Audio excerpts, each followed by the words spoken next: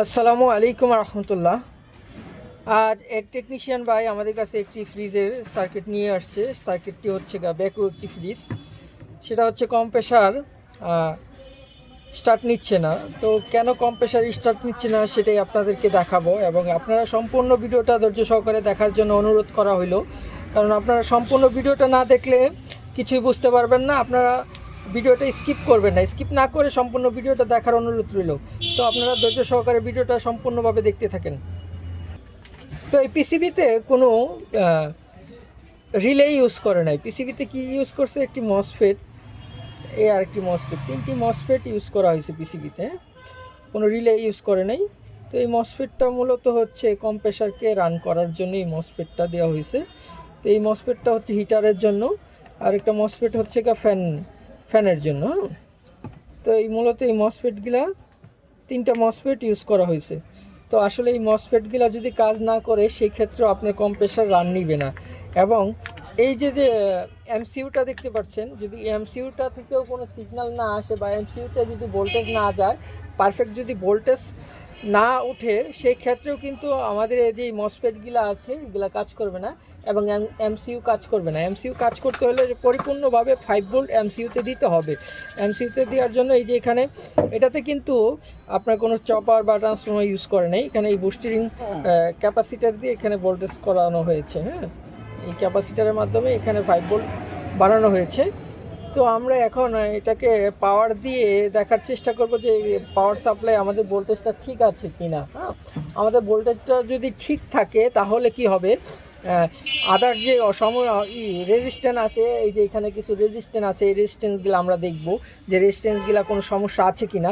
তো আমরা এখন কি করব, এটাতে এখন আমরা পাওয়ার ইন করাচ্ছি। ইন করে আপনাদেরকে মেপে দেখাচ্ছি যে এটাতে আমার কত ভোল্টেজ, সেকেন্ডারিতে কত ভোল্টেজ আসতেছে। তো আপনারা ধৈর্য সহকারে ভিডিওটা দেখুন এবং আমার সাথেই থাকুন।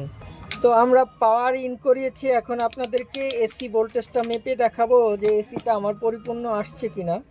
তো আমাদের এই যে আপনার মিটার দেখতে পাচ্ছেন যে এসি আমার 220 ভোল্ট আসতেছে। তো আমি এখন সেকেন্ডারি ভোল্টেজটা মাপবো, মেপে আপনাদেরকে দেখাবো যে আমাদের ভোল্টেজটা ঠিকঠাক মতো কাজ করতেছে কিনা। হ্যাঁ, এই যে আমি সেকেন্ডারি ভোল্টেজ এখানে কত আছে দেখেন, ভোল্টেজ আছে আমার 2.5 ভোল্টের মতো। তো আমার এখানে 2.5 ভোল্ট থাকলে হবে না, এখানে 5 ভোল্ট থাকতে হবে। 5 ভোল্ট না থাকলে এমসিইউটা অন হবে না। এমসিইউটা অন না হলে আমার যে কম্প্রেসারটা আছে কম্প্রেসারটা চলবে না, কারণ আমাকে 5 ভোল্ট পর্যাপ্ত পরিমাণ 5 ভোল্ট দিতে হবে।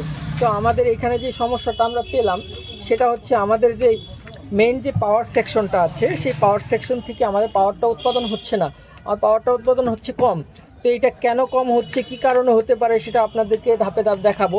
তো এটার মূলত কারণ হচ্ছে যে কম আসার কারণ হচ্ছে এই যে এখানে যে একটি ক্যাপাসিটার ইউজ করেছে, এই ক্যাপাসিটারটা যখন লিকেজ হয়ে যায় অথবা দুর্বল হয়ে যায়, সেই ক্ষেত্রে আমাদের যে পাওয়ারটা আছে মূল পাওয়ারটা উঠতে চায় না। তো আমরা এটার বিকল্পে একটি ক্যাপাসিটার লাগিয়ে আপনাদেরকে দেখাবো যে আমাদের পাওয়ারটা আসছে কিনা বা ঠিক আছে কিনা। তো আপনারা আমার পাশেই থাকেন, এরকম ভিডিও পেতে হলে অবশ্যই আমার পাশে থাকবেন, এবং আপনাদেরকে উদ্দেশ্য করে আমার টিউটোরিয়ালটা বানানো, কারণ যাতে আপনারা আমার ভিডিও দেখে কিছু শিখতে পারেন।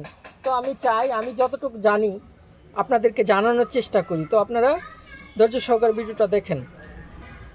তো আমরা এই যে এটার যে ক্যাপাসিটার ছিল মূল পাওয়ার সেকশনে যে ক্যাপাসিটারটা ছিল এটা খুলে নিয়েছি।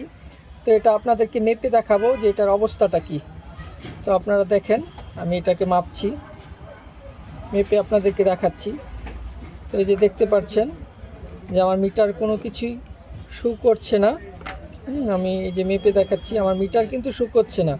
তার মানে কি আমার যে ক্যাপাসিটারটা আছে এটা লিকেজ হয়ে গেছে অথবা খারাপ ড্যামেজ হয়ে গেছে। ড্যামেজের কারণে আমার ভোল্টেজটা কি পারফেক্ট উঠতেছে না। তো আমরা এখানে এটার পরবর্তীতে আমাদের কাছে এটা নাই, এটার পরবর্তীতে আমাদের এখানে ক্যাপাসিটার আমরা ইউজ করব, যেটা নর্মাল ক্যাপাসিটার হয়ে থাকে। ওয়ান ইউএফ একটি ক্যাপাসিটার আমরা এখানে লাগিয়ে দেখব যে আমাদের ভোল্টেজটা পর্যাপ্ত পরিমাণ উঠতেছে কিনা। হ্যাঁ, আপনারা ধৈর্য সহকারে ভিডিওটা দেখার অনুরোধ রইল, সম্পূর্ণ ভিডিও না দেখলে কিছুই বুঝতে পারবেন না। তো আমরা এর জন্য একটি ক্যাপাসিটার নিয়েছি 1.5 ইউএফ। তো আমরা এই ক্যাপাসিটারটা লাগাবো, লাগিয়ে আপনাদেরকে দেখাবো যে আমার ভোল্টেজটা উঠতেছে কিনা। আপনারা চাইলে এরকম ক্যাপাসিটার লাগাতে পারেন, লাগাইলে অবশ্যই ভোল্টেজটা আশা করি উঠে যাবে। তো আপনারা দেখতে থাকেন। তো আপনারা দেখতে পাচ্ছেন যে আমি এই ক্যাপাসিটারের পরবর্তীতে আমি এই ক্যাপাসিটারটা এই সার্কিটে লাগিয়েছি। তো এটা লাগিয়ে আপনাদেরকে দেখাবো যে এখানে ক্যাপাসিটারটা এটা ছিল। তো এটার পরবর্তীতে আমি 1.5 ইউএফ আমি ক্যাপাসিটারটা লাগিয়েছি। তো এখানে লাগিয়ে আপনাদেরকে দেখাবো যে আমার ভোল্টেজটা এখন ঠিক আছে কিনা। আপনারা আমার মিটারের দিকে লক্ষ্য করেন যে আমার ভোল্টেজটা ঠিক আছে কিনা, এটা দেখতে পারবেন। তো এখন আমি আপনাদেরকে লাইন লাগাচ্ছি, কারেন্টের লাইন লাগিয়ে আপনাদেরকে দেখাবো। তো সর্বপ্রথম আমি এসিটা মেপে দেখাচ্ছি আপনাদেরকে। এই দেখেন আমার 220 ভোল্ট কিন্তু সার্কিটে ইন হয়েছে, এবং সেকেন্ডারিতে আমি ভোল্টেজগুলো মেপে আপনাদেরকে দেখাবো। তো এই যে সেকেন্ডারিতে আমি ভোল্টেজ মাপছি, দেখেন আমার সেকেন্ডারিতে আলহামদুলিল্লাহ আমার 5 ভোল্ট উঠে গেছে। তার মানে আমরা কি পেলাম, আমাদের যে এখানে ক্যাপাসিটারটা ছিল সেটা খারাপ, সেটা খারাপের কারণে আমাদের এখানে ভোল্টেজটা পারফেক্টভাবে উঠতো না। এখন এটা সার্কিটটা কম্প্রেসারকে স্টার্ট করতে সক্ষম হবে, কারণ ভোল্টেজটা এমসিইউতে 5 ভোল্ট পারফেক্ট এমসিইউতে ভোল্টেজটা গিয়েছে, যার জন্য এখন আমার কম্প্রেসারটা রান নিবে। এখানে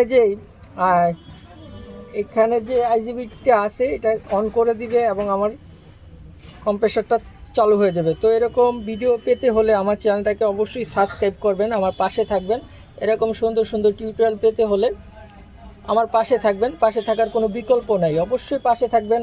এবং আপনাদের একটি সাবস্ক্রাইবেই আমাকে অনুপ্রেরণাও যোগাবে যে আরও সুন্দর সুন্দর ভিডিও আপনাদের সামনে উপস্থাপন করার জন্য। তো সবাই ভালো থাকবেন, আজ এই পর্যন্তই, আল্লাহ হাফেজ।